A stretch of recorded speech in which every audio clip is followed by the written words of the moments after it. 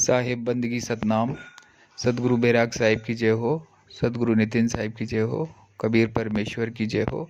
इस सत्संग में नितिन साहिब अपनी आत्म कथा बता रहे हैं कि वो किस तरीके से इस पंथ में आए और किस तरीके से उन्होंने अपना परमात्मा का ज्ञान प्रचार किया और किस तरीके से उनको ज्ञान समझ में आया। ये सारी बातें उन्होंने अपनी इस आत्म कथा में बताई है। तो सभी भगत इस आत्म कथा को बड़े प्रेम से सुनिए और जानिए कि कैसे नितिन साहिब को अपने इस पंथ में आए और किस तरीके से उन्होंने अपना मालिक का ज्ञान प्रचार किया। साहिब बंदगी सतनाम। से गुप्त भेद खोलूंगा, बहुत सी ऐसी बातें बताऊंगा जो मैंने बहुत कम लोगों को बताई हैं, बहुत ही कम, गिनती मात्र लोग, और जिनको बताई हैं वो भी आज भरपूर समझ जाएंगे कि उन बताई हुई जो गुप्त बातें थीं, उन बातों का इन जीव के कल्याण से क्या रिश्ता है, क्या संबंध है। आज हर चीज क्लियर हो जाएगी और ये भी आपको पता लगेगा कि मैं कैसे कबीर पंथ से जुड़ा, कैसे मैं मदन साहिब के पंथ में आया। तो मेरे भाइयों, सबसे पहले मैं आपको बता दूं कि मेरा जन्म स्थान पंजाब का है और मैंने अपनी जो पढ़ाई पूरी करी है वो उत्तर प्रदेश, हिमाचल प्रदेश और कर्नाटका, बेंगलोर से मैंने अपनी पढ़ाई पूरी करी। इन्हीं विद्यार्थी जीवन में ही ऐसी ऐसी घटनाएं हुई मेरे साथ जिसने मेरे जीवन को बदल के रख दिया। इस विद्यार्थी जीवन में ही जो मुझे परमात्मा के द्वारा जो लीलाएं हुई, उन्हीं की वजह से आज मैं आपके सामने ये सत्संग कर रहा हूं और आपके सारे भ्रम खत्म करने में पूरा जोर लगा रहा हूं ताकि कोई मेरा भाई कभी भी इस दुनिया में भ्रमित ना हो, इस माया के देश में भ्रमित ना हो। और जो रास्ता बंदी छोड़ने हम लोगों को दिया है वही रास्ता आप लोगों को भी मिले और आप सब मुक्ति के लिए अग्रसर हो जाए। तो भाइयों, बात तब की है जब मैं 7वीं कक्षा में महर्षि विद्या मंदिर, जो रोटी गोदाम मोहल्ले में सीतापुर शहर में उत्तर प्रदेश में था, उस विद्यालय में क्या नियम था कि जैसे ही प्रेयर खत्म होती थी और पहला जो पीरियड था उसके लगने से पहले 10 मिनट के लिए ध्यान की क्लास दी जाती थी। उस वक्त जो हमारी योगा टीचर थी जो हमें ध्यान करवाते थे, वो मैडम थे लालिमा मैडम। वो मैडम इतने स्ट्रिक्ट थे, इतनी दहशत थी उनके नाम की कि कोई भी बच्चा आंख खोलने की हिम्मत नहीं करता था। पूरे 10 मिनट ऐसे सुन्न हो जाते थे सारे, जैसे सबकी सुरती उस परमात्मा में लग गई हो। इतनी दहशत थी उस मैडम की, क्योंकि उनके हाथ में हमेशा डंडा रहता था और वो देखती नहीं थी कि कहां पड़ रहा है। तो सब बच्चों की जो दिनचर्या थी स्कूल में, वो इसी ध्यान के द्वारा शुरू होती थी। तो हम भी ध्यान करते थे 10 मिनट अच्छी तरह, आंखों के बीच में तीसरे तिल पे ध्यान करते थे। तो एक बार क्या हुआ, एक टीचर आए जिन्होंने क्लास में आके हम बच्चों को बोला कि अगर कोई भी बच्चा गुरु मंत्र लेना चाहता है तो वो ध्यान कक्ष में आ सकता है और गुरु मंत्र ले सकता है।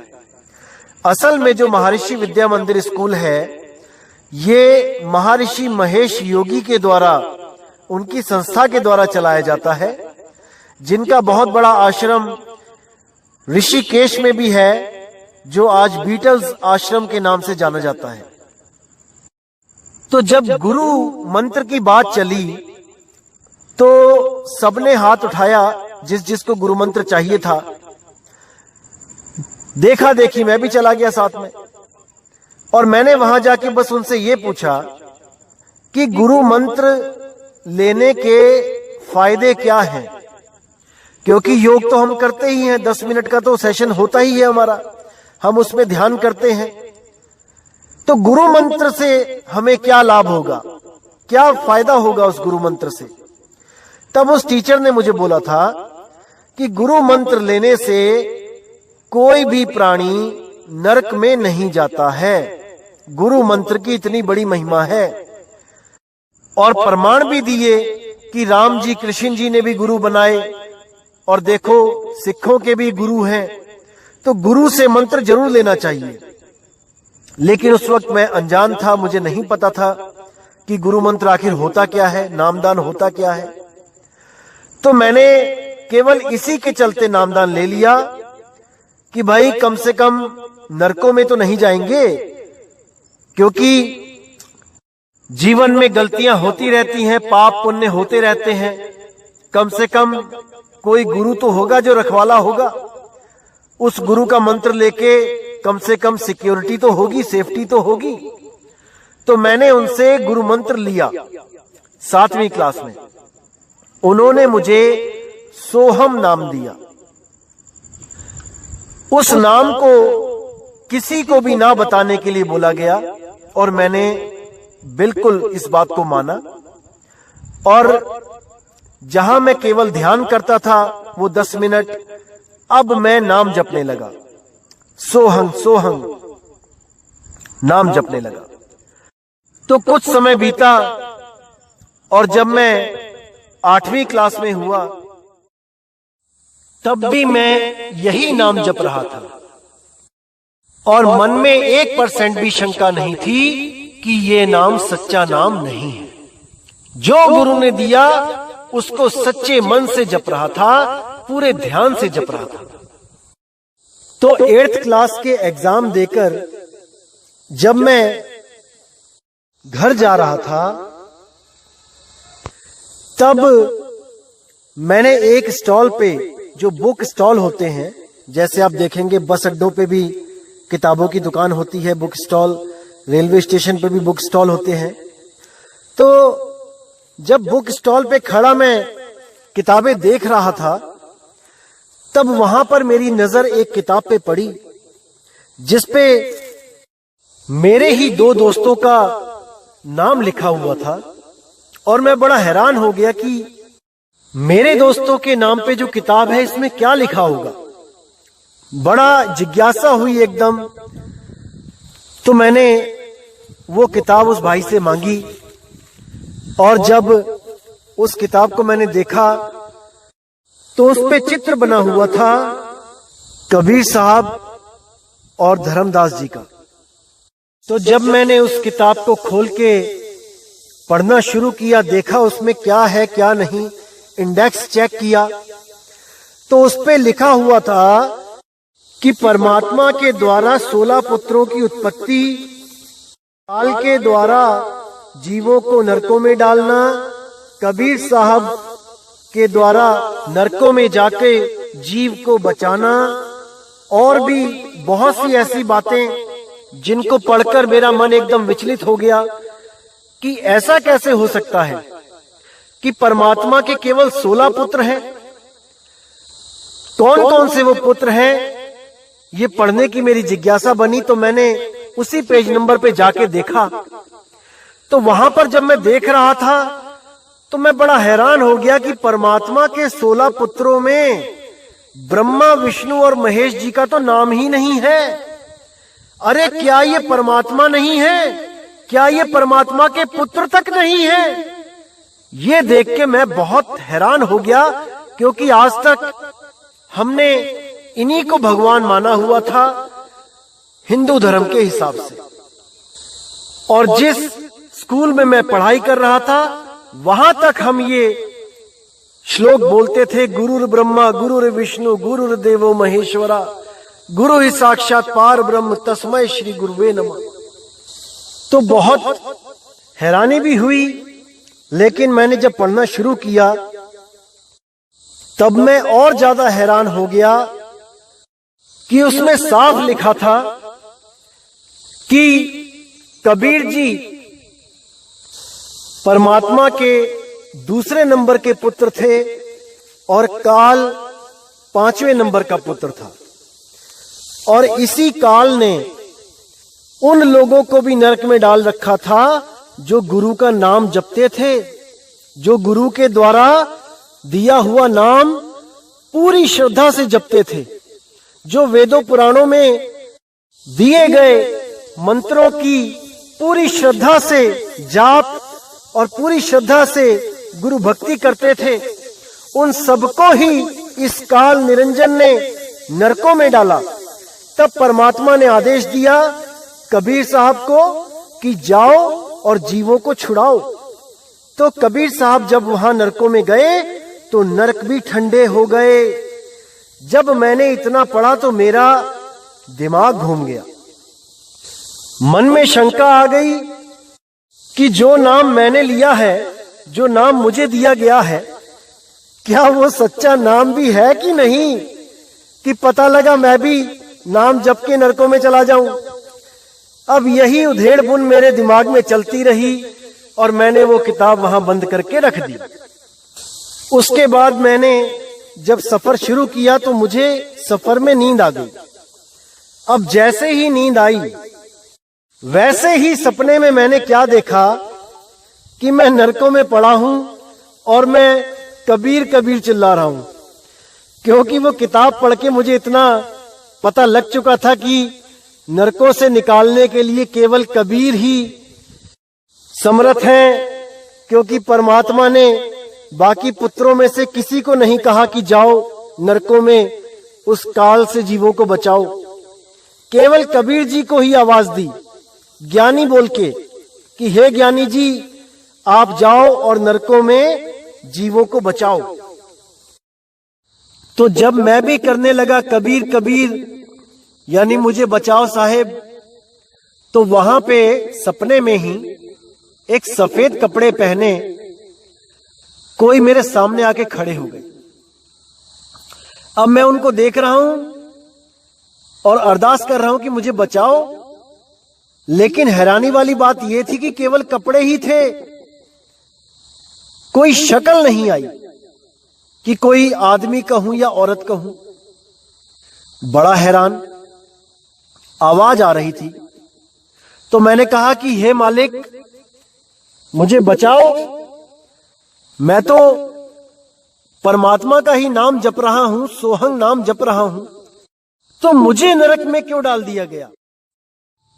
तब वो बोले कि जो तुम सोहंग जप रहे हो वो असली सोहंग नहीं है, वो असली नाम नहीं है।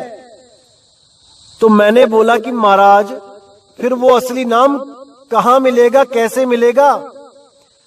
तब उन्होंने बोला कि सही समय आने दो, सारी दुनिया को सोहंग की सच्चाई पता लगेगी कि असली सोहंग क्या है और नकली सोहंग क्या है। तब मैंने पूछा कि महाराज अभी मुझे क्या करना है ये बताओ। तो उन्होंने साफ बोल दिया कि ये नाम मत जपो। और जैसे ही ये बोला वैसे ही मेरी आंख खुल गई। उसी दिन से मैंने सोहंग नाम जपना छोड़ दिया, बिल्कुल छोड़ दिया। अब दोबारा से वही मेडिटेशन, तीसरे तिल पे ध्यान करना शुरू कर दिया बिना कोई नाम जपे। इस घटना के बाद जैसे एक आम विद्यार्थी अपने जीवन में अपनी पढ़ाई लिखाई में बिजी हो जाता है, वैसे ही मैं भी अपने पढ़ाई लिखाई में बिजी हो गया, दुनियादारी में उलझ गया। और इस वाक्य को जो ये घटना थी ये भी धीरे धीरे धीरे दिमाग से निकल गई।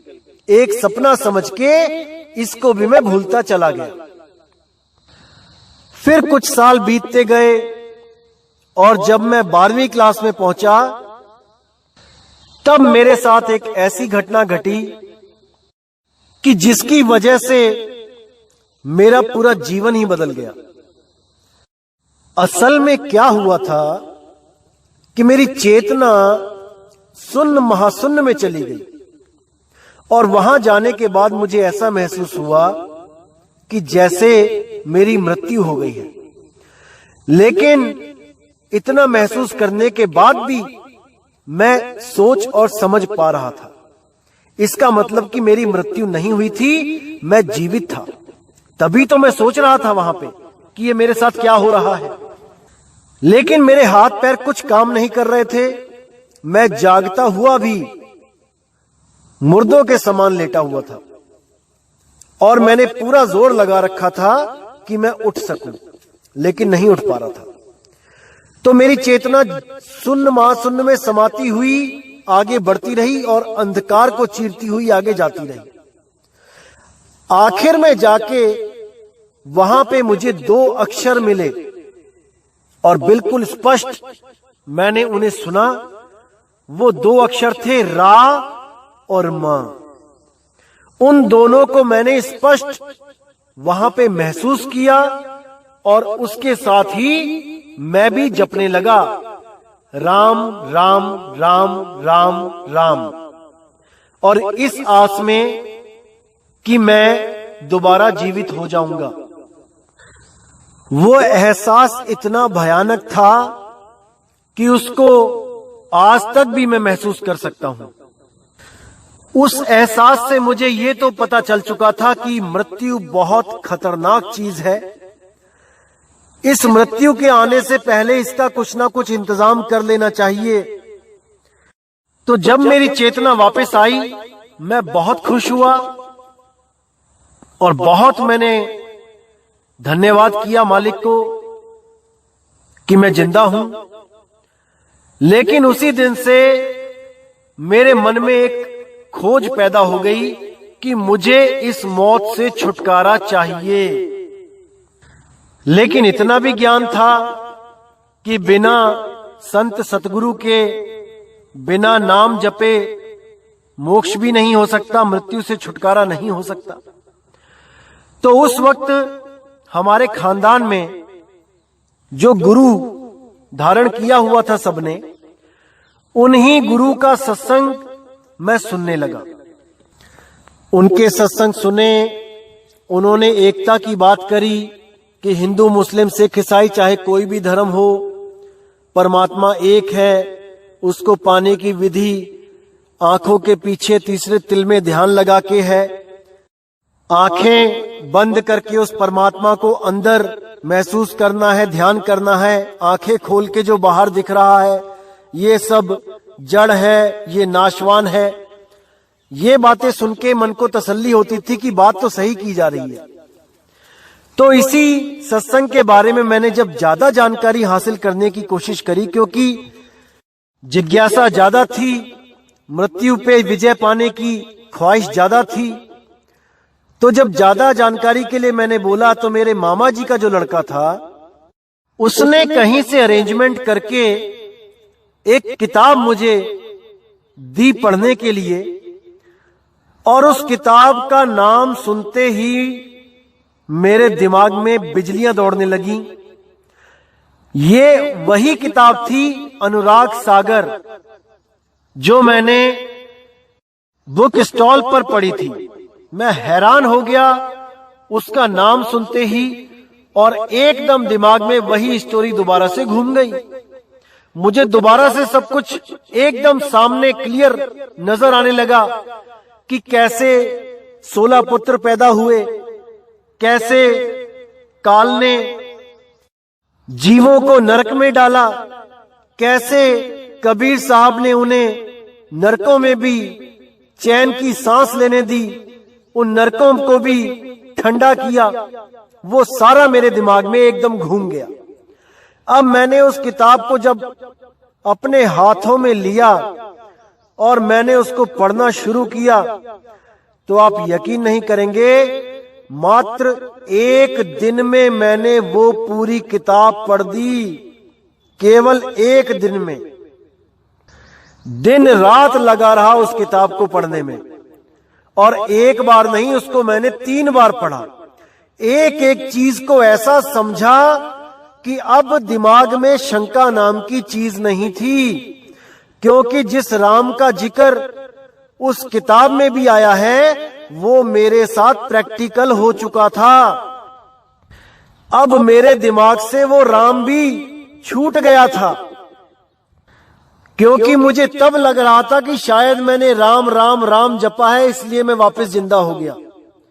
लेकिन अनुराग सागर को पढ़ के बिल्कुल स्पष्ट सामने आ गया कि राम नाम भी केवल भ्रमित करने के लिए ही काल निरंजन द्वारा प्रकट किया गया था। तो जब मैंने ये किताब 3-4 बार पढ़ ली, उसके बाद हर चीज समझ में आ गई कि कहां पे धोखा है और कहां पे मालिक की दया है। अब जब मैं नाम लेने के लिए वहां पहुंचा तो मुझे बड़ा दुख हुआ कि वो पंथ 25 साल से कम उम्र के लोगों को नाम ही नहीं देता था, और लड़कियों की उम्र 28 साल रखी गई थी। उससे पहले कोई नामदान नहीं। अगर शादीशुदा है तो भले नाम मिल जाए, अन्यथा कुंवारी लड़की 28 साल और कुंवारा लड़का 25 साल से नीचे नामदान की बात भी नहीं करते थे। तो 3-4 बार लाइन में खड़ा होने के बाद भी जब नाम नहीं मिला तो मेरी खोज शुरू हुई।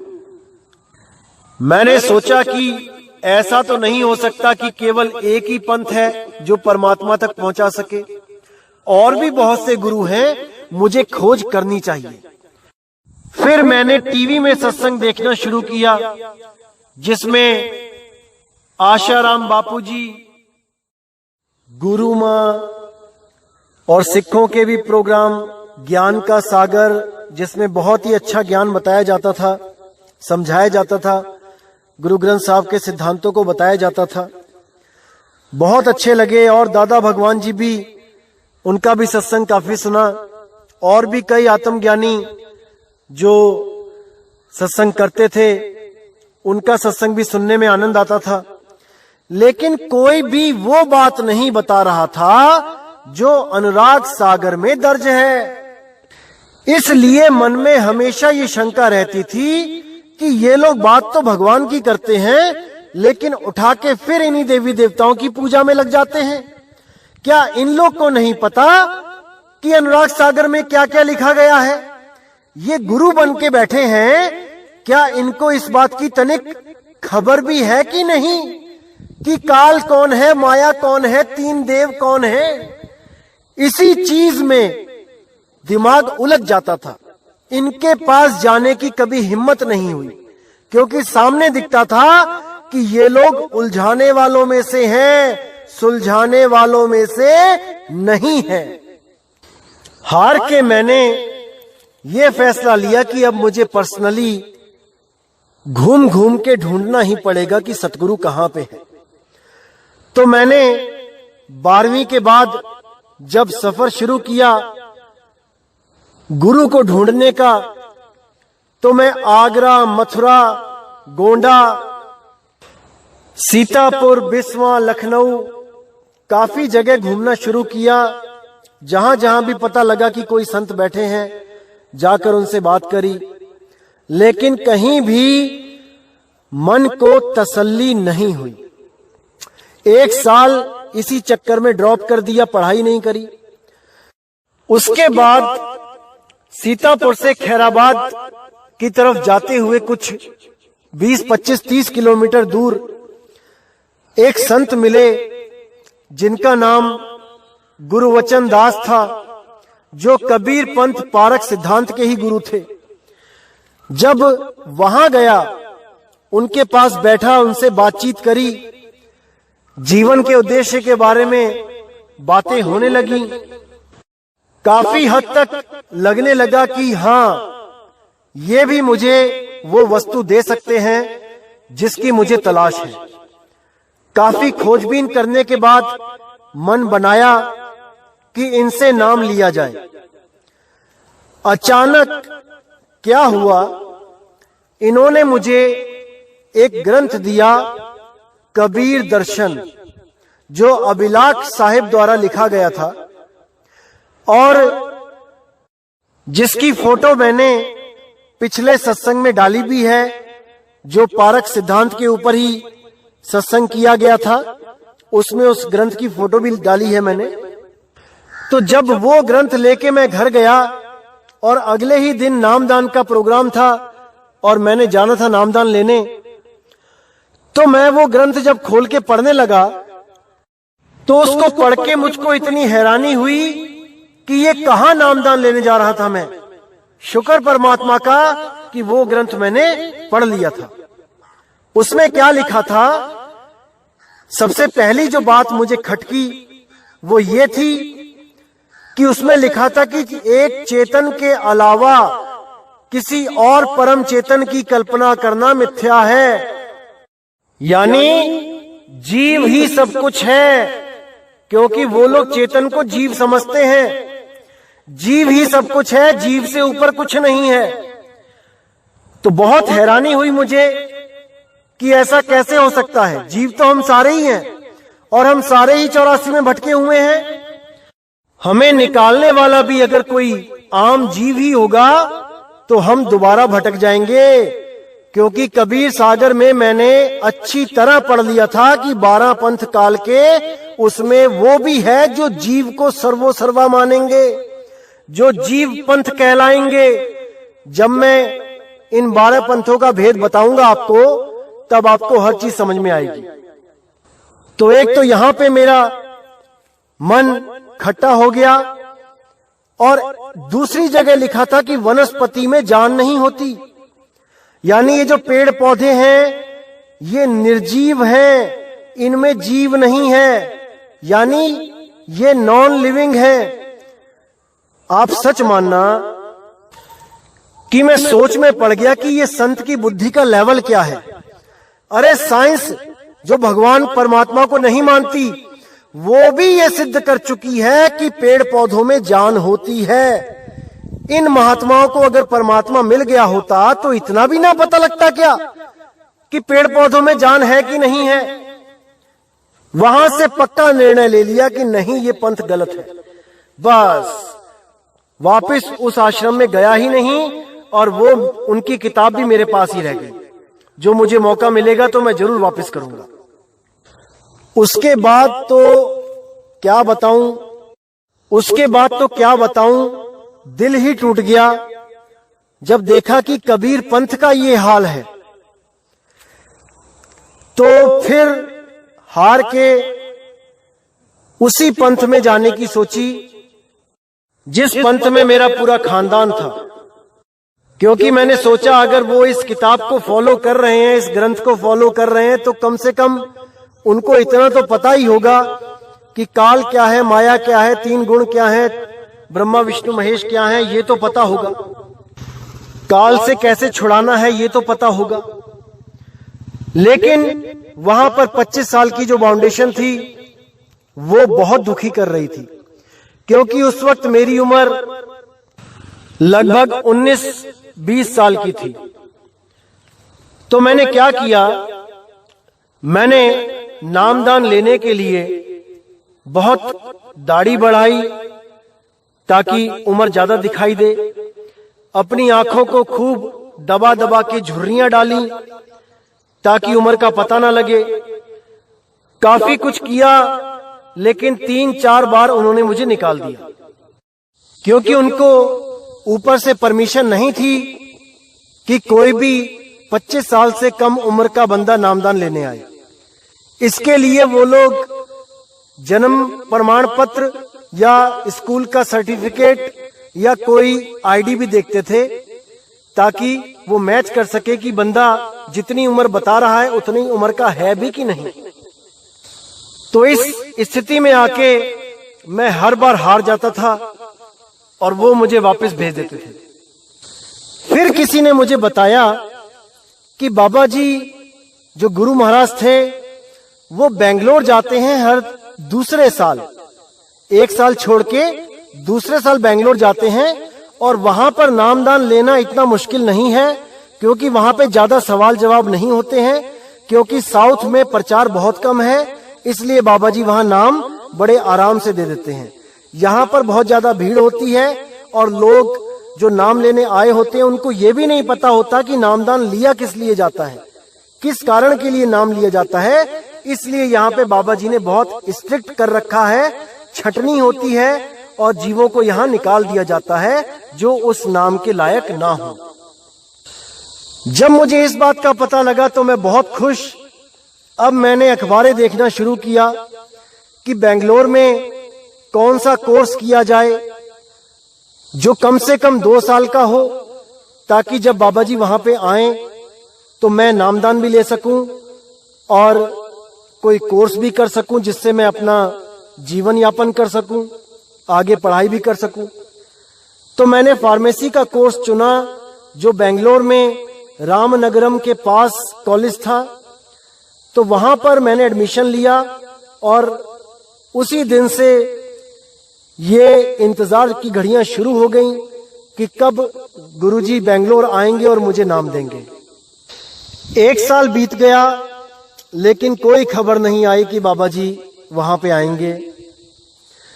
दूसरा साल भी बीतने को था और मुझे लग रहा था कि शायद ऐसा ना हो कि कहीं गुरुजी का कैंसिल हो गया और सत्संग आए ही ना, मेरा बेंगलोर आना ही बेकार हो गया। तो उन दिनों हमारे कॉलेज में गेम्स कंपटीशन चालू थे जिसमें मैंने javelin throw, shot put, discus throw और चेस, शतरंज, इन चारों में फर्स्ट प्राइज लिया और पंजा लड़ाने में सेकंड प्राइज। लेकिन देखिए, जिस दिन हमें इनाम दिए जाने थे उसी दिन मुझे सुबह सुबह फोन आ गया कि आज बाबा जी बेंगलोर में आ रहे हैं और इस बार नामदान भी दिया जाएगा।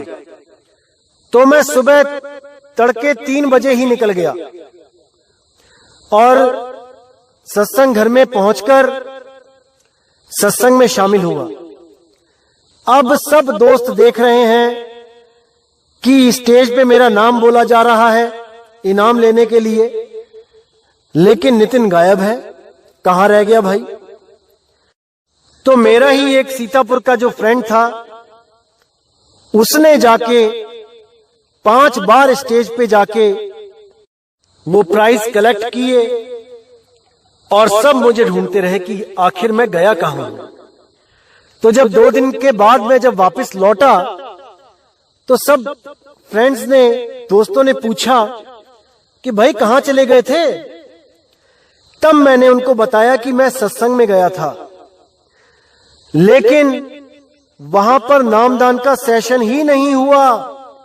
किस्मत देखिए, इतना दुख हुआ कि जिस नाम के लिए मैंने घर से इतनी दूर बेंगलोर में एडमिशन लिया, जहां खाने पीने की इतनी दिक्कत थी क्योंकि नॉर्थ इंडियन खाना तो बहुत मुश्किल से मिलता था, या तो साउथ इंडियन इडली, डोसा, सांबर, रसम, उप्पू, रंदई और पता नहीं क्या क्या, जिनका कभी नाम भी नहीं सुना था, और या तो गुजराती मेस थी, गुजराती खाना मिलता था, दाल मीठी, चावल मीठे, सब्जी मीठी, पानी मीठा। परेशान हो गए थे कि कैसे दिन बीतेंगे यहां पे। लेकिन मन में एक ही इच्छा थी कि आया हूं तो नाम लेके ही जाऊंगा। लेकिन दिल टूट गया जब नाम 2 साल रहने के बाद भी नहीं मिला। बहुत ज्यादा परेशान हो गया। फिर जब वापस घर को आया तो ऐसा लगने लगा कि जैसे लौट के बुद्धू घर को आए। फिर वही दौड़ धूप शुरू, क्या किया जाए, कैसे किया जाए, नाम कैसे लिया जाए। दोबारा से फिर से वही काम किया। लंबी दाढ़ी बढ़ाई, आंखों को साइड से दबा दबा के झुर्रियां डाली और पहुंच गया नाम लेने। इस बार 2 साल और बीत गए थे, इसलिए थोड़ा उम्र में और बड़ा लगने लग गया था। 25 का नहीं लगता था, लेकिन हां, अगर कोई ज्यादा ध्यान ना दे तो दाढ़ी की वजह से और आंखों के पास जो झुर्रियां डाली थी उसकी वजह से 25 साल का कोई बोल सकता था, अगर ज्यादा ध्यान ना दे तो वो भी कंफ्यूज हो गए कि देखने में लग भी नहीं रहा है 25 साल का और हो भी सकता है, तो क्या किया जाए। तो उन्होंने मुझसे सर्टिफिकेट मांगे, कुछ ऐसा प्रूफ मांगा जिससे मेरी उम्र का पता चले।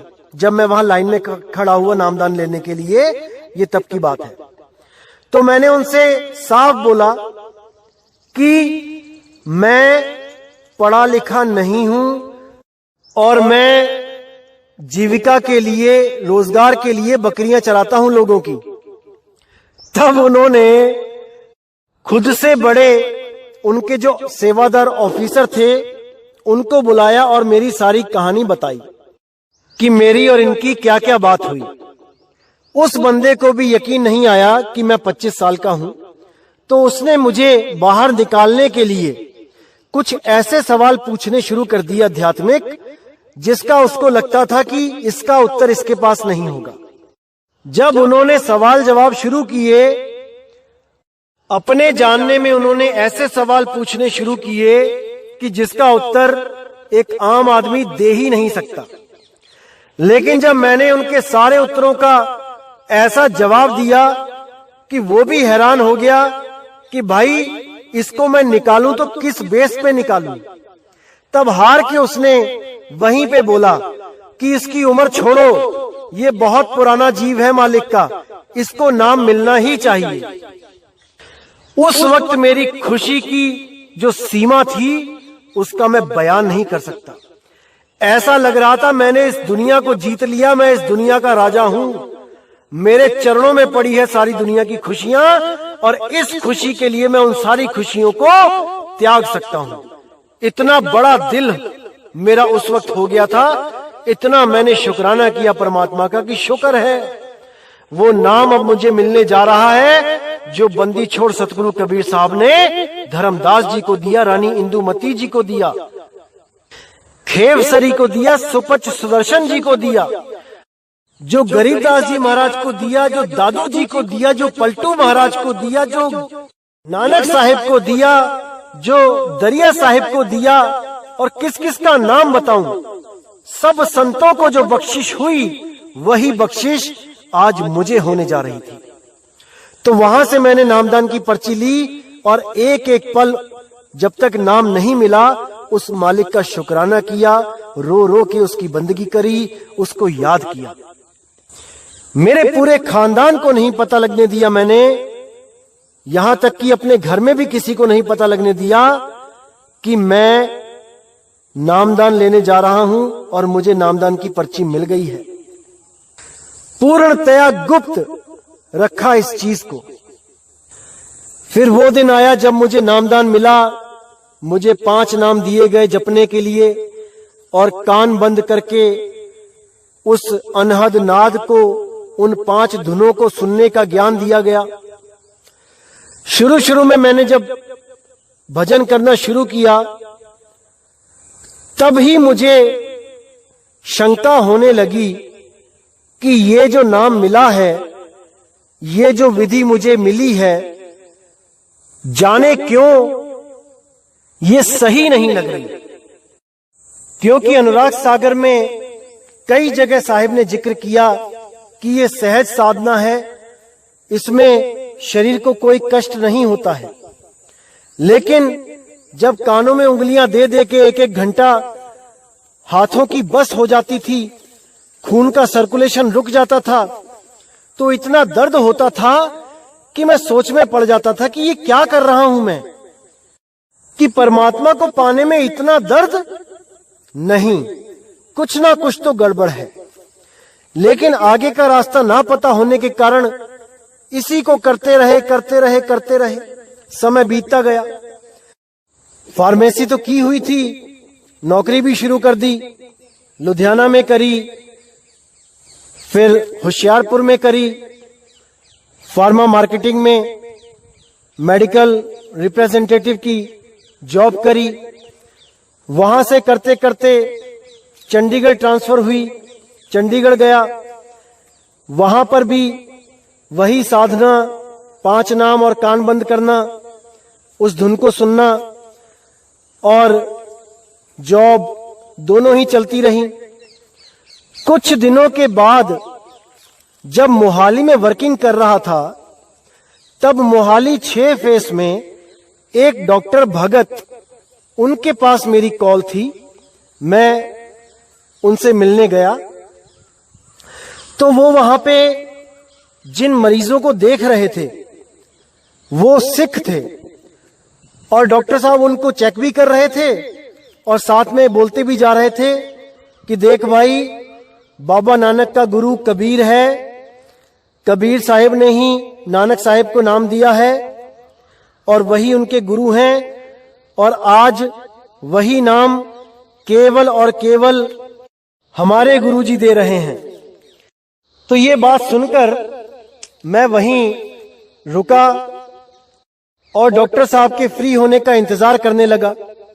जब सब पेशेंट उन्होंने चेक कर लिए, तब मैं केबिन में गया और मैंने डॉक्टर साहब से पूछा, मैंने कहा सर आप किस गुरु की बात कर रहे हो? क्या मैं जान सकता हूं कि आपका गुरु कौन है? क्योंकि कबीर साहब नानक जी के गुरु हैं, ये मैंने भी सुना है, ये मैंने भी पढ़ा है, लेकिन वो नाम क्या है इसके बारे में मुझे जानकारी चाहिए। आप मुझे बताइए कि कौन है आपके गुरु, क्योंकि मैं भी गुरु धारण कर चुका हूं, मैं भी आगे कुछ जानना चाहता हूं। तब उन्होंने कहा कि तुम्हारा गुरु कौन है, पहले ये बता दो। तो मैंने कहा मेरे गुरु पंजाब में रहते हैं और मुझे 5 नाम की बख्शीश हुई है। इतना सुनते ही उन्होंने एकदम मुझे अपना ग्रंथ निकाल के दिखाया और मुझे पढ़ने के लिए दे दिया। जब मैं उसको लेके घर गया और मैंने जैसे ही उसको खोला तो जिस वाणी पे मेरी पहली नजर पड़ी वो वाणी थी, सोई गुरु पूरा कहाए, 2 अक्षर का भेद बताए, एक छुड़ाए एक लखाए, तब प्राणी निज घर को जाए। ये वाणी सुनते ही मेरी चेतना एकदम काम करने लगी, मेरे विवेक ने एकदम काम करना शुरू किया कि मैं गलत रास्ते पे हूं। और जब मैंने उस किताब को बहुत अच्छी तरह एक एक चीज समझ के पढ़ी, तब मेरे विवेक ने मुझे गवाही नहीं दी कि मैं इस पंथ में भी जाऊं। जो बरवाला में पंथ चल रहा था उसमें भी जाने को मेरे विवेक ने मना कर दिया, क्योंकि उसमें जो लिखा हुआ था कि पहले देवी देवताओं के मंत्र जपवाए जाएंगे, उनसे हमने ऋण लिया है, वो ऋण उतारना है, फिर काल का ऋण उतारना है, फिर अक्षर पुरुष का ऋण उतारना है। ये सब बातें मुझे मंजूर ही नहीं हुई। मैंने अंतर मन से पहचान लिया कि जिस पंथ से मैं जुड़ा था वो गलत है, लेकिन ये पंथ भी सही नहीं है। मैं ये भी पहचान गया था कि ये दोनों ही पंथ केवल उलझा रहे हैं, इनमें सुलझाने वाला कोई नहीं है। उसी वक्त मैंने अपने मामा जी को, जो हमारे इसी डेरे में सेवादार हैं जहां से मैंने नाम लिया था, उनको फोन किया और उनको बताया कि भाई मेरे पास जो ग्रंथ है उसमें जो वाणी है कि सतगुरु वो होता है जो 2 अक्षर का भेद बताता है और उन 2 अक्षरों में से एक को छुड़वा देता है, एक को लखा देता है। 5 नाम का तो जिक्र ही कहीं नहीं है। तो मेरे मामा जी ने कहा कि जो भी किताब तेरे हाथ लगी है उसको फाड़ के फेंक दे। मैंने कहा ठीक है मामा जी, इस किताब को तो मैं फाड़ के फेंक दूंगा, लेकिन जो मेरी बुद्धि में ये वाणी चिपक गई है इसको कैसे फेंकूंगा? इसका भी तो कोई हल बता दो कि संतों की वाणी मेरी बुद्धि से निकल जाए। तो वो बोले भ्रमित मत हो, जो गुरुजी ने कहा है वो कर।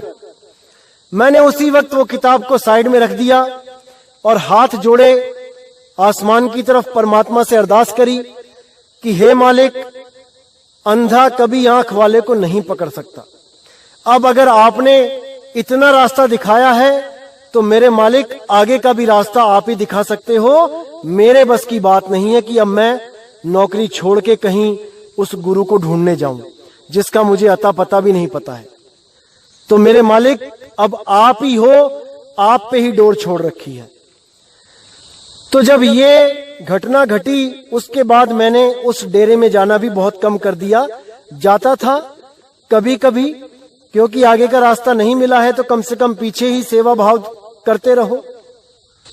लेकिन श्रद्धा नाम की चीज खत्म हो चुकी थी, क्योंकि असलियत खुल चुकी थी। लेकिन चलते रहे उसी के साथ। कभी कभी जाए आते थे डेरे पे। करते करते 2-3 साल और बीत गए। अब मैंने अपना रूम शिफ्ट करके चंडीगढ़ में मैं किसी और जगह चला गया। मैं जहां पे गया वहां पर मैं अपने जो कपड़े प्रेस करवाता था उस दुकान पे, वहां पर जो बंदा बैठता था वो शतरंज खेलने का काफी आदी था।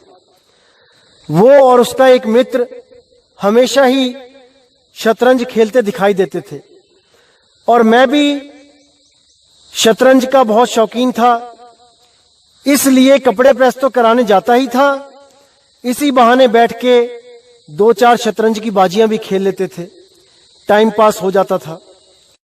उस भाई की दुकान में भी अंदर दिल्ली वाले राधा स्वामी बाबा जी की फोटो लगी थी। तो इतना तो मुझे पता था कि ये भी सत्संगी है, लेकिन कभी इस बारे में कभी कोई जिक्र नहीं हुआ। केवल कपड़े देते हुए और कपड़े वापस लेते हुए राधा स्वामी कह के चले जाते थे। तो एक दिन मुझे छुट्टी थी, मैंने जॉब पे नहीं जाना था, तो मैं उस दिन उनकी दुकान पे गया तो वहां शतरंज ही खेल रहे थे। तो मैं भी वहां बैठ गया और बैठे बैठे खेलते खेलते खेलते बहुत लंबी बाजियां चली गई। 7 बाजियां खेली जिसमें 5 मैं जीता और 2 वो जीते। तो जब मैं वापस जाने लगा तो मैंने उन्हें बोला कि आज का दिन तो मेरे नाम है, आज 5 बाजी मैंने जीती हैं और 2 आपने जीती हैं। तो वो एकदम बोलने लगे कि नहीं, तुमने 2 जीती हैं, मैं 5 जीता हूं। तो मैंने सोचा क्या बुद्धि है इस भाई की। 2 और 3 में तो समझ में आता है कि एक आधा ऊपर नीचे चलता है, 4-5 में समझ में आता है कि हाँ भाई गलती हो जाती है, नहीं पता लगा, नहीं याद रहा कि कौन जीता, एक ज्यादा और एक कम। अरे 2 और 5 का क्या मेल है? 7 में से कोई 2 जीते, वो 5 कैसे कह सकता है कि मैं 5 जीता हूं? तो मैंने सोचा पता नहीं क्या बंदा है, कैसा इसका दिमाग है, कैसे ये बोल सकता है ऐसी बात, जबकि 5 मैं जीता हूं। तो उस भाई ने क्या बोला कि राधा स्वामी तो होंदे ही झूठे है।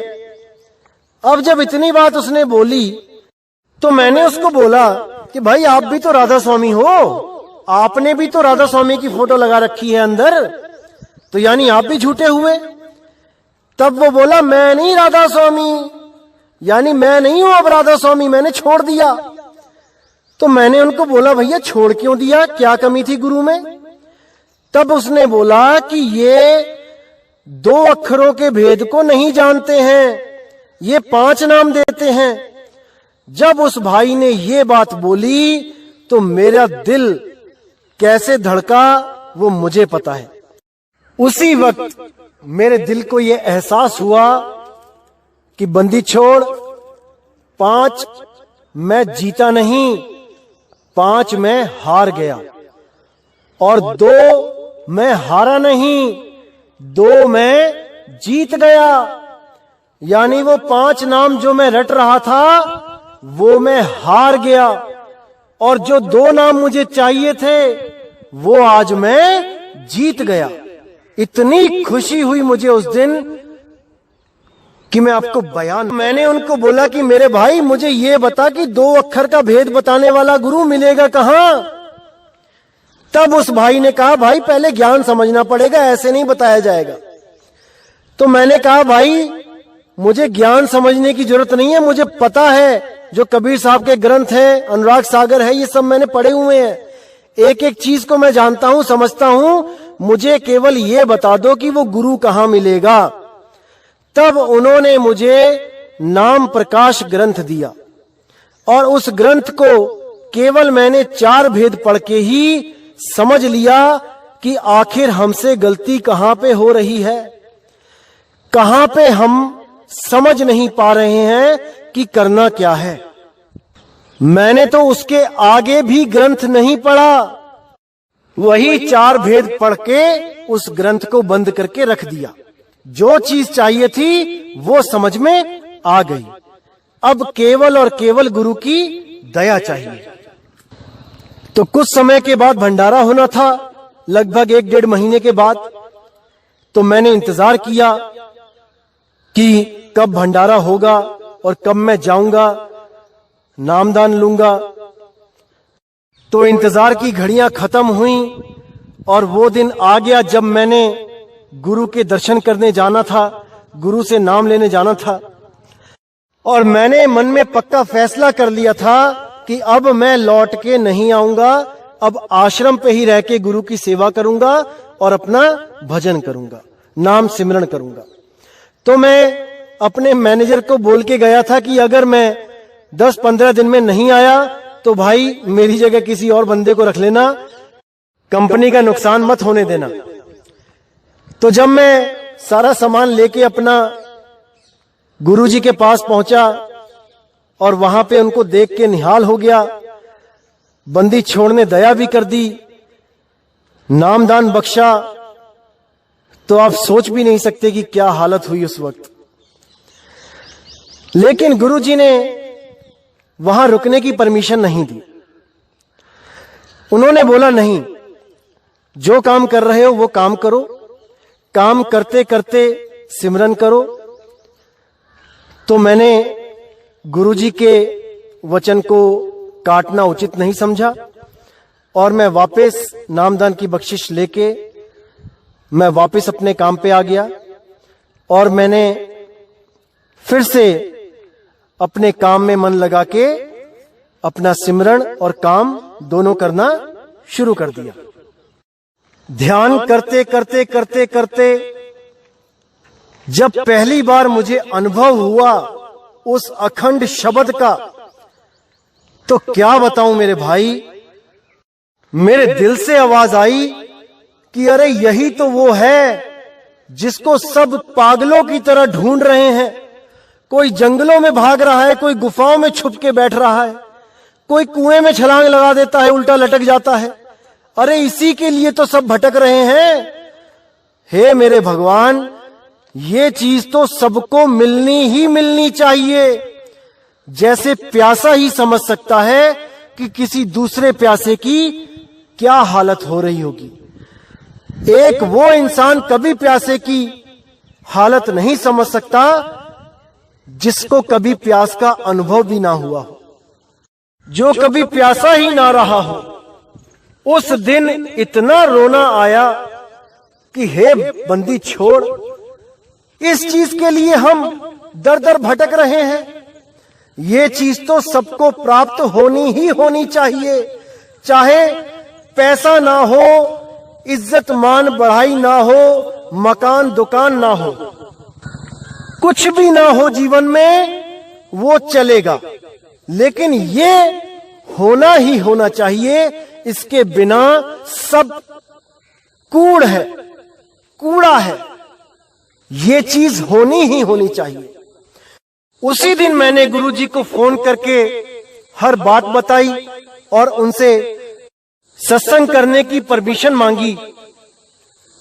तो गुरुजी ने तनिक भी देर ना करते हुए साफ बोल दिया कि जाओ खुला सत्संग करो, कहीं भी सत्संग करो, मेरा आशीर्वाद तुम्हारे साथ है। बस उसी दिन से मैं जॉब भी करता रहा, और सत्संग भी करता रहा।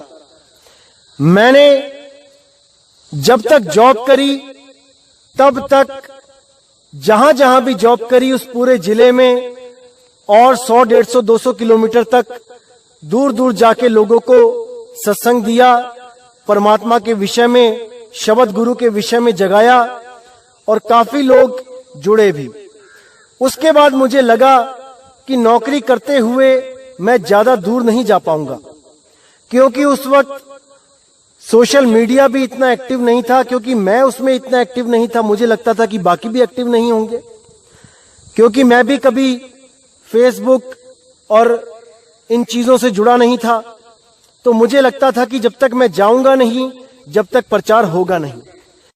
इसलिए मैंने 2013 में रिजाइन देके खुला प्रचार, खुला सत्संग शुरू कर दिया और पूरे भारतवर्ष में हर स्टेट में जा जाके लोगों से मिलके उनको कबीर वाणियां, मदन साहिब की वाणियां, बाबा नानक की वाणियां एक पन्ने पे फोटोकॉपी करके बांटना शुरू किया, उनको जगाना शुरू किया। धीरे धीरे लोगों ने बात को समझना शुरू किया और इस पंथ से जुड़ने लगे। लेकिन उन लोगों को भी जोड़ने के लिए कम से कम 1-1 साल समझाना पड़ा। कईयों को तो 2-2 साल तक समझाया, तब उनकी समझ में आया और तब वो यहां आके नाम ले पाए। तो मुझे बड़ी हैरानी हुई कि इतने संतों ने प्रचार किया और 1-1, 2-2 साल में अगर ये लोग समझेंगे तो कितने साल तक हम प्रचार कर सकते हैं और कितने लोगों को जगा सकते हैं। हमेशा इसमें उधेड़-बुन में ही लगा रहता था मैं कि कैसे ये संदेश पहुंचेगा घर घर तक, कैसे मालिक की आवाज घर घर तक पहुंचेगी। बहुत परेशान रहता था मैं कि कैसे होगा ये प्रचार।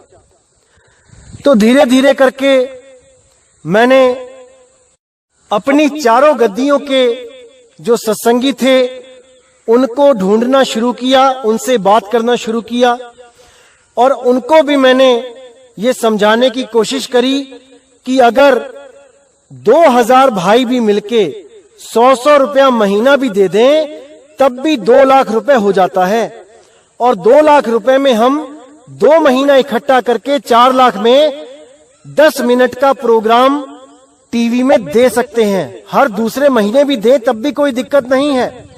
1 महीना रुक के अगले महीने 10 मिनट के लिए अगर कोई सत्संग हमारा चले, इसमें भी कोई दिक्कत नहीं है। कम से कम घर घर में वो चैनल पहुंचेगा तो सही, वो सत्संग किसी के कान में पड़ेगा तो सही। और संस्कारी जीव को 10 मिनट भी नहीं, वो तो एक पल में सत्संग सुनते ही जाग जाता है कि ये मेरे कल्याण के लिए है कि नहीं। एक पल में समझ जाता है संस्कारी जीव, लेकिन उस तक बात पहुंचे तो सही। नहीं समझ में आ रहा था कि क्या किया जाए, क्योंकि उन भाइयों ने भी विशेष रुचि नहीं दिखाई 100-100 रुपए देने में भी। तो मैं बहुत परेशान रहा कि क्या किया जाए, कैसे किया जाए। फिर हार के मैंने ये सोचा कि अब मुझे ही कुछ करना पड़ेगा। तो मैंने कनाडा जाने का विचार बनाया कि मैं कनाडा जाता हूं और वहां जाके ट्रक ड्राइविंग करूंगा, क्योंकि वहां पर केवल ट्रक ड्राइविंग में ही अच्छे पैसे बन सकते हैं, बाकी नौकरियों के मुकाबले, बाकी किसी लेबर कैटेगरी के मुकाबले। क्योंकि मेरे काफी फ्रेंड्स जो कनाडा गए हैं उन्होंने बताया कि हम यहां पे काफी अच्छे पैसे कमा रहे हैं, हम 2.5 लाख रुपए बचा भी लेते हैं। तो मैंने सोचा कि ये सही रहेगा, किसी से मांगने की जरूरत भी नहीं पड़ेगी और अपनी मेहनत की कमाई से मैं प्रचार भी कर पाऊंगा। इसके चलते मैंने इमिग्रेशन ऑफिस में जा जाके पता किया कि फार्मेसी की डिमांड आई कि नहीं आई जॉब लिस्ट में कनाडा के। लेकिन मालिक को शायद यही मंजूर था कि 2-3 साल वेट करने पर भी फार्मेसी ओआईडी में नहीं आई। अगर फार्मेसी डिमांड में आ जाती तो बड़े आराम से मेरे पॉइंट्स पूरे होते और मुझे कनाडा की पीआर आराम से मिलती और मैं बड़े आराम से जाके वहां पे गुरु की सेवा में लग जाता। लेकिन बंदी छोड़ को जैसा मंजूर वैसा ही होना है। मैंने आइल्स भी किया और मैंने ड्राइविंग लाइसेंस भी बनवा लिया। मैंने बस का लाइसेंस बनवाया और ट्रक का भी बनवाना था, लेकिन जब देखा कि डिमांड नहीं आ रही है तो मैं कुछ दिनों के लिए इंतजार करने लगा और अभी तक डिमांड नहीं आई, इसलिए मैंने आगे ट्रक का नहीं बनवाया। क्योंकि अगर इंडिया से ही लाइसेंस बना के जाते हैं आप हैवी का, तो वहां जाके आपको कुछ बेनिफिट मिल जाता है, कुछ छूट मिल जाती है, क्योंकि वहां लाइसेंस बनाना भी बहुत मुश्किल है, बहुत पैसे लगते हैं। तो इन्हीं सब सोच में दिन गुजरने लगे और ऐसा नहीं था कि मैं किसी पंथ में नहीं गया, किसी कबीर पंथ में मैंने बात नहीं करी प्रचार के लिए कि आओ खुल के कबीर साहब के सही ज्ञान का प्रचार करें। मैंने बहुत से कबीर पंथों में कांटेक्ट भी किया और उनके आश्रमों पे उनसे मिलने भी गया, लेकिन किसी भी भाई ने मेरी बात को समझा ही नहीं, क्योंकि सबके सब अपने गुरुओं के द्वारा चढ़ाए गए रंग में ही रंगे हुए थे। कोई ओम की साधना कर रहा था, कोई सोहम को पकड़ के बैठा था, कोई ओम सोहम सत्य कबीर को पकड़ के बैठा था, कोई 5 नाम रट रहा था, कोई 3 नाम रट रहा था। किसी ने भी मेरी बात पे विचार नहीं किया और अपने अपने गुरु के बताए हुए गलत रास्ते पर ही अटल होके चलते रहे। मैंने अहमदगढ़ जाके भी, वहां जो कबीर पंथ चल रहा है वहां पे 3-4 बार जाके मैंने सत्संग भी किया, वहां पे लोगों से मिला भी, लेकिन कोई भी सोहंग नाम को छोड़ने को तैयार नहीं था। मैंने झज्जर वालों से कांटेक्ट किया, अहमदगढ़ और झज्जर एक ही ब्रांच है वैसे तो, वो भी सोहंग में लगे हुए हैं, सोहंग सोहंग जप रहे हैं, कोई विचार नहीं कर रहा। मैंने साहिब कबीर के शब्द भी खोले वहां पे कि जो जन होंगे जौहरी रतन लेंगे बिलगाए, सोहंग सोहंग जपी मुआ मिथ्या जन्म गवाए, पर उन लोग के कान पे जू नहीं रेंगी। जो बरवाला में एक कबीर पंथ चल रहा था, मैंने वहां पर भी कई फोन किए, उनसे भी मैंने अपॉइंटमेंट मांगी, मिलने के लिए समय मांगा, लेकिन उन लोगों ने भी कोई जवाब नहीं दिया और हमें कहते रहे कि आप अपने पंथ की पुस्तकें भेज दो, ज्ञान चर्चा करेंगे। अरे पुस्तकों से क्या ज्ञान चर्चा करोगे भाई? आदमी खुद मिलने के लिए आपको फोन कर रहा है और आप पुस्तकों की बात करते हो। तो वहां पर भी जब कोई बात नहीं बनी तो फिर मैंने ये फैसला लिया कि पूरे भारत में भ्रमण करके जीवों को जगाया जाएगा और जो भी मालिक का विवेकी हंस होगा, पुराना संस्कारी जीव होगा, वो एक पल में ही समझ जाएगा कि इस सत्संग से उसका कल्याण होगा कि नहीं होगा, इस ज्ञान से उसका कल्याण है कि नहीं। उसको ज्यादा देर नहीं लगेगी समझने में। तो इस करके मैंने भारत भ्रमण शुरू किया और पूरे भारत में घूम घूम के लोगों से मिल मिल के उनको इस ज्ञान के अनमोल हीरे, इस ज्ञान के अनमोल रतन बांटने शुरू किए। लेकिन इतना कुछ करने के बाद भी संतुष्टि नहीं हो रही थी, क्योंकि एक आदमी कितने दिन घूमेगा, कितने लोगों से मिलेगा, कितने गांव, कितने शहर कवर करेगा। तो उसी लिए निराशा सी छाती रही कि कैसे प्रचार होगा। तो प्रचार के लिए साम दाम दंड भेद सब कुछ करके देख लिया, लेकिन बात नहीं बन रही थी। समझ ही नहीं आ रहा था कि कैसे घर घर ये ज्ञान पहुंचेगा, कैसे लोगों का कल्याण होगा, कुछ समझ नहीं आ रहा था। इसी बीच कुछ व्हाट्सएप ग्रुप में मुझे कुछ लोगों ने डाला और ज्ञान चर्चा वहां शुरू हो गई। और ज्ञान चर्चा जब शुरू हुई तो वहां पे कुछ नए लोग जो ज्ञान को समझने लगे थे, वो लोग काफी एक्टिव हुए हमारे आश्रम के बारे में जानने के लिए, हमारे मदन साहिब के पंथ को समझने के लिए, जिसमें से कलकत्ता में रहने वाली एक दीदी जिनका नाम वीना जी है, वो भी काफी अच्छी तरह ज्ञान को समझने लगी, जो पहले कई गुरुओं के पास जा चुकी थी। उनको ये ज्ञान बहुत अच्छी तरह समझ में आने लग गया। लेकिन समय के अभाव के कारण मैं ज्यादा बड़े सत्संग उनको नहीं दे पाता था। थोड़ा बहुत बोल के सेंड कर देता था, कभी फोन पे बात हो जाती थी। इस प्रकार वो इस ज्ञान को समझने लगे और उनके साथ और भी कई लोग थे जो इसको समझने लगे। तो कुछ दिनों के बाद, लगभग 2-3 महीने उनके साथ कोई कांटेक्ट नहीं रहा, और 3-4 महीने के बाद उनका मैसेज आया कि नितिन, तू इस सत्संग को सुन, ये जो भाई बोल रहा है ये बहुत ही अच्छा बोलता है और इसका ज्ञान सब गुरुओं के ज्ञान से सर्वश्रेष्ठ है, इसके आगे किसी गुरु का ज्ञान टिक नहीं पाएगा। मैंने कहा बहुत अच्छी बात है, अगर ऐसा कोई भारत में आ गया है बहुत अच्छी बात है, लेकिन ये है कौन, मुझे कुछ बताओ इसके बारे में। तो उन्होंने बोला कि देखो, ये कहता है कि इसका कोई गुरु नहीं है, इसको ज्ञान स्वयं से हुआ है, आत्मा ने इस पे कृपा करी है, ये आत्म कृपा हो गई है इसके ऊपर।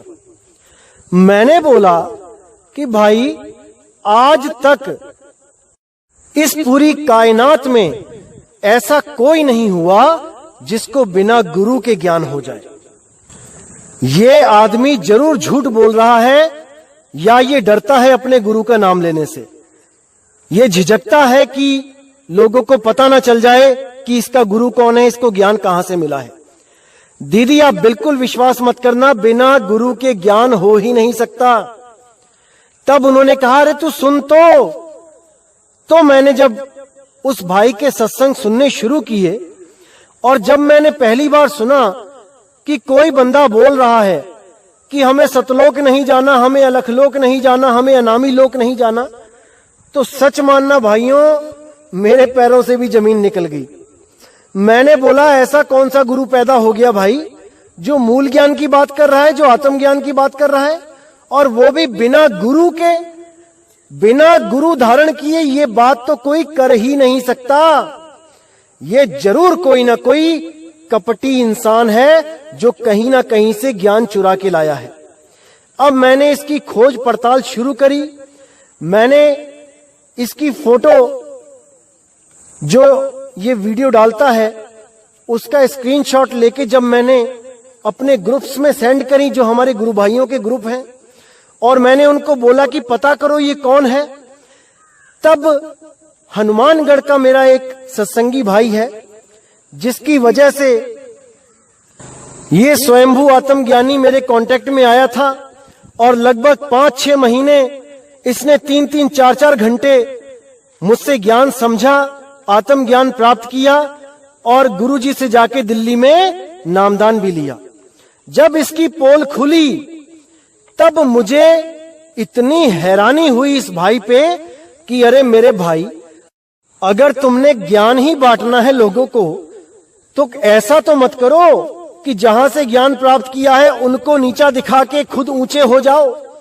अरे गुरु के चरण धोके पिए हैं तुमने वहां पे जहां तुमने नाम लिया गुरु से, और तुम ऐसे कपटी हो कि परमात्मा तुम्हारी शक्ल भी ना दिखाए किसी को। तुम्हारी शक्ल देखते ही दोजख में चला जाएगा, वो तो तुम्हारी शक्ल देखने वाला तक नरकों में चला जाएगा, क्योंकि तुमने उस पंथ से दगाबाजी करी है जहां से सारा ज्ञान अर्जित किया है। भाई, किताबी ज्ञान तो अर्जित कर लिया, अनुभव ज्ञान तुम्हें सपने में भी नहीं हो सकता। जिस आत्मा की तुम बातें करते हो, सपने में भी नहीं जान सकते उस आत्मा का अनुभव क्या होता है। बातें जितनी मर्जी करते रहो, वाहवाही कितनी भी लूट लो, लेकिन अंत समय में तुम अकेले होगे, अकेले, और तुम्हारे पास कोई विधि नहीं होगी बचने की। याद रखना इस बात को। और आज जिस वाहवाही में तुम ठग रहे हो अपने आप को, वो वाह वाह करने वाले लोग भी तुम्हारा साथ नहीं दे पाएंगे। अकेले ही लड़ना पड़ेगा उस मौत से। याद रखना मेरे भाई। ये मैं उसी आत्मज्ञानी के लिए बोल रहा हूं जिसके बारे में मैं पिछले सत्संगों में कई बार बोल चुका हूं। तो जब उस दीदी ने इस स्वयंभू आत्मज्ञानी की खूब प्रशंसा करी, तो मैंने उनको बोला कि ये स्वयं से ज्ञान नहीं बोल रहा है, इसने ये ज्ञान प्राप्त किया है और हमारे ही पंथ से किया है, मैंने ही इसको सारा समझाया है। तब उनको यकीन नहीं हुआ। फिर मैंने उनको बोला कि इसका मुझे नंबर दे दो, मैं अभी क्लियर कर देता हूं कि ये कौन है और इसको कैसे ज्ञान प्राप्त हुआ है। लेकिन उस दीदी ने मुझे नंबर नहीं दिया, क्योंकि इस भाई ने उनको इस बंधन में डाला था, कोई कसम दी थी कि मेरा नंबर किसी को मत देना, और जो मैं आपको मेल भेज रहा हूं, प्रथम नाम दे रहा हूं, उसको समझने के बाद डिलीट कर देना। देखो कितना डरता है, इतना डर है इसको कि मेरी साधना, जो प्रथम साधना है, वो लीक ना हो जाए, वो किसी को पता ना लग जाए। और साधना के नाम पे क्या है वो भी आपको मैं बताऊंगा आने वाले सत्संग में कि क्या देता है ये। इतना भ्रमित कर दिया था इस भाई ने सबको। लेकिन शुक्र है बंदी छोड़ का, जो सब लोग अब जाग रहे हैं और जो लोग इससे नाम ले चुके हैं वो तक हमारे सत्संग सुन के अब वापस घर को लौट रहे हैं। नहीं तो इसने ऐसा भ्रमित कर दिया था सबको कि लहर अपदाना। तो जब मैंने इस भाई को फोन किया और इसने बोला हेलो, और उसके बाद जब मैंने अपना नाम बताया कि मैं नितिन बोल रहा हूं, तब इस भाई की मानो जुबान ही कट गई, इसके मुंह से आवाज ही नहीं निकली और 20-25 सेकंड तक ये फोन कान से लगाए खड़ा रहा, इसकी बोलती बंद हो गई। क्योंकि दोस्तों ये आपके सामने ज्ञानी बन सकता है। अगर कोई चोर किसी दुकान से कोई सामान चोरी करे तो वो गलियों में जाके तो बेच सकता है, लेकिन उसी दुकानदार के आगे जाके वो बेच नहीं सकता। वो चुपचाप गर्दन झुकाए खड़ा मिलेगा, वो आगे एक शब्द नहीं बोल सकता, क्योंकि दुकानदार अपने सामान को पहचानता है। इसी तरह इसकी हालत हो गई और ये एक शब्द भी आगे नहीं बोल पाया। जब मैंने वो रिकॉर्डिंग उस बहन को भेजी तब वो भी हैरान हो गई कि इस आत्मज्ञानी भाई के मुंह से शब्द क्यों नहीं निकला।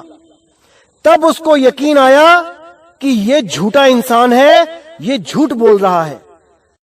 तब उस बहन ने ही मेरे अंदर ये भावना पैदा करी कि नितिन, अब तू ही बचा सकता है इन लोगों को उसके जाल से, नहीं तो ये सबको भरमा देगा। और जितने भी लोगों के दिलों में संतों के लिए प्यार है, संतों के लिए श्रद्धा है, ये सब संतों को कालदूत घोषित करवा के सबके मन से इन संतों के लिए प्रेम खत्म करवा देगा। तब मैंने इसके सत्संग सुनने शुरू किए और इसके सत्संगों में जहां पे भी वीक पॉइंट था मैंने उसको सबके सामने रखा।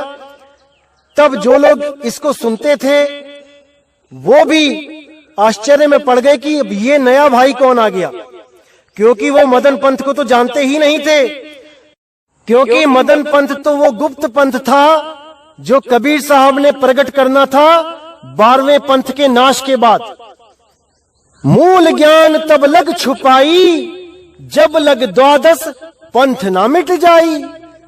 तो वो तो प्रकट तभी होना था जब 12वें पंथ का नाश होना था। इसलिए बंदी छोड़ ने ये समय चुना जब इस भाई का भी अज्ञान का सफाया करना था और 12वें पंथ का भी सफाया होना था। यही वक्त उन्होंने चुना। और जब मैंने इसके सत्संग सुनने शुरू किए और इसने एक सत्संग में कबीर साहब को भी कालदूत घोषित कर दिया, तब यकीन मानना दोस्तों, मैं अपने दिल का हाल नहीं बता सकता आपको। और उस बंदी छोड़ को पता है कि नितिन अपने लिए कितनी भी गालियां सुन सकता है बिना हाय करे, लेकिन अपने गुरु वैराग साहिब और अपने मालिक कबीर साहब के खिलाफ एक शब्द नहीं सुन सकता। और जिस दिन मैंने इसका सत्संग सुना जिसमें इसने कबीर साहब को काल का दूत घोषित कर दिया, उसी दिन मैंने YouTube चैनल बना दिया और वो दिन 13 अक्टूबर था। मुझे नहीं पता था कि क्या तारीख है, क्या सन है, कुछ नहीं पता था। बस उसी दिन निश्चय कर लिया कि इसके अज्ञान की जड़ें हिला के रख देनी है। और मुझे नहीं पता था कि 12वें पंथ का भी सफाया 11 तारीख को हो चुका है।